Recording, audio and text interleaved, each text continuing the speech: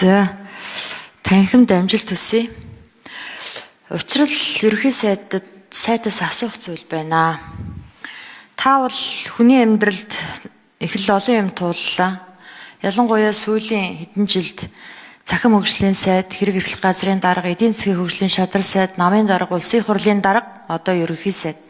Зарим улс төрчин 30-40 жилийн карьерийг 20 жилийн дотор тууллаа. За би тэгэхээр танаас ийм юм асуух гэдэг. Та бол хүнд өвчнөөс босч ирсэн хүн. Та бол бүүлий гэж юу гэдгийг мэддэг хүн, тийм ээ? Захин бүүлий гэж юу гэдгийг. Энийг өнөөдөр дэлхийн нийтээр ярьж байна. За тэгээ би энд хотын дарга Нямбатрын нэг үгийг сонсхой гэж бодож байна.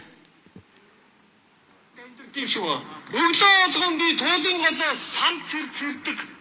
Туйлын голынхаа усыг ууж би амьдардаг гэж ярьж байна. Ийм байж болох уу? Ийм хүн туйлгол авах уу? Тэр шүүдэр цэцэгэд одоо ямар зохиол үтсэ? Хэдүүлээ бүр бүүлидмээр байна. Ингэж эмэгтэй хүнийг, их хүнийг, зохиолч хүнийг туулголоо аврыг гэж хэлснийхэн төлөө бүр бүүлидмээр байна гэж байгаа байхгүй юу? Айлын гадаа очиод Улаанбаатар хотынхаа иргэний гадаа очиод элдвэр доромжилж байгаа. Өөрийн шүүмжилсэн улсын хурлын гишүүдийг бас доромжилдог. Ийм нэг хүн өнөөдөр таны дор энэ Улаанбаатар хотын захирагчаар ажиллаж байна. Захин бүүлийгээ сэргийлэхийн тулд дэлхийн нийт ажиллаж байгаа байхгүй юу? Манай улс ч гэсэн. Тэр ийм хүнтэй та ажиллах юм уу? Энэ хүн ингээл хүн доромжлол ах уу? Энэ хүн хүнийг бүүлийдийгээд ярьсаар байх уу? 14 настай охинтой бэлгийн харьцаанд орж олно гэдэг хуулийг дэмжиж явж исэн энэ хүн өнөөдөр жинхэнэ Монгол төрийн толгой дээр гарч байна. Иргэдийнхээ толгой дээр гарч байна. Энэ хүнтэй та ажилласаар байх уу? Би таныг захин бүүлийд их автаж байсан хүний хувьд дээрээс нь танаа гэрүүлч гэсэн бүүлийд автаж байсан. Энэ зөв үү? Ерхий сайдаа. За ийм нэг асуулт байна. Би энх хамгаалан сайдад өчигдрийн улсын хурлаар хэлэлцүүлсэн тэр сургууль орчмын аюулгүй байдал, эрүүл ахуйн хууль, энэ мөнх сайхан сайд мантхай гишүүн та гурав өргөн барьсан байлээ. Энэ маш зөв хууль шүү. Энэн дээр та цэцэрлэгийг оруулж өгөөч. Өнөөдөр сургуульд хорт хавдар үүсгдэг бодисоор будж байна. Хүүхдийн цуснд хүнд металл хар туглаг ордог бодисоор бас будж байна. Манай улсад стандарт нь байгаа мөртлөө тэрийг шинжилж чадах лаборатори нь алга. Тэгэхээр та зөвхөн сургууль биш, цэцэрлэгийн орчныг бас оруулж өгөөч. Энэ дээр чи маш сайн дэмжиж ажиллана. За тэгээд говийн бүсийн гишүүний хувьд хамгийн их ажиллах сайд бол байгаль орчин уур амьсгалын өөрчлөлтийн сайд. Энэ яам уг нь тэргүүлэх чиглэлийн яам баймаар байгаа юм да. За тэгээд амжилт хүсье. Ерхий сайдаас хариулт авъя. Зоригс хариулъя. Тэгээ ер нь сахилга хариуцлагагүй ёс зүйн юм зөрчил гаргаж байгаа. Улс төрийн ч бай, төрийн ч бай албан тушаалтнууд их олширлоо. Тэгээ би үүнд бас эмзэг ханддаг. Би бас өөрөө эмэгтэй дүүтэй, 3 охинтой хүн. Ер нь их хүн рүү, эмэгтэй хүн рүү ийм хариуцлагагүй үг хэлж байна гэдэг бол төрийн хариуцлагатай албан тушаалтны биш. Зөвхөн эр хүний амнаас гарч болохгүй гэж би бодож байгаа. Тийм учраас би ирэх барьж байгаа намын дарга хувьч тэр, ерөнхий сайдын хувьч тэр ийм зүйлүүдтэй бол эвлэрэхгүй. Тэр бол ойлгомжтой. Тэгээ би кабинетаа бүрдүүлж байна. Шатанд нь одоо ажлын хэсэг байгуулж үүсэт байгаа нөхцөл байдлууд дээр дүгнэлтүүд юм гэдгийг бол танд би хариуцлагатайгаар бас хэлье. Мэдээж одоо тэр өөрийнхөө хийж байгаа ажил дээр ямар үр дүн гаргаад одоо явж байгаа юм. Тэр нарийн мэдээллүүдийг нь би бас очиж авна. Сануулна, тодорхой одоо асуудлуудыг бас ярина. Мэдээж юу н тэгэл хаанаа бүгдээрээ сахилга баттаал баймаар. Хаанаа. Тэгээ манай засгийн газрын гишүүд би одоо бас хэлье. Та бүхэн ёс зүйтэй байх ёстой, хариуцлагатай байх ёстой. Их хурлын гишүүн, дээрээс нь төрийн сайд гэдэг бол зөв энгийн хүн биш шүү.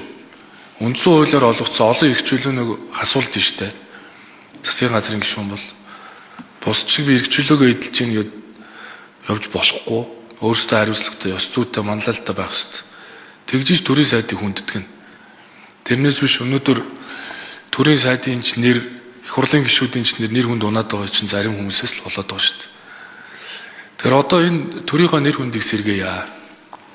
Одоо төрийнхөө нэр хүндийг сэргэе. Ганцхан зүйлээр сэргэе. Төр ард түмнийхээ төлөө ажиллаж л сэргэе. Төр бол ард түмнээс олж авсан эрх мэдэлтийг ард түмэнд нь зориулах ёстой. Тэгээ байгаа цагтаа байсан шиг байгаад ажлаа хариуцлагатай хийх ёстой. Ер нь тэгээд засгийн газрын гишүүн гэдэг бол гал усан дундуур орж чаддаг түмний төлөө гэсэн сэтгэлтэй хүн байх ёстой. Тэгээ ажилсаг хүн гэдэг бол их өөрлөлтөө. Тэгээ яг хүмүүс сошиалоор одоо зарим хүмүүсийг ингээд шүүмжлэл байдаг.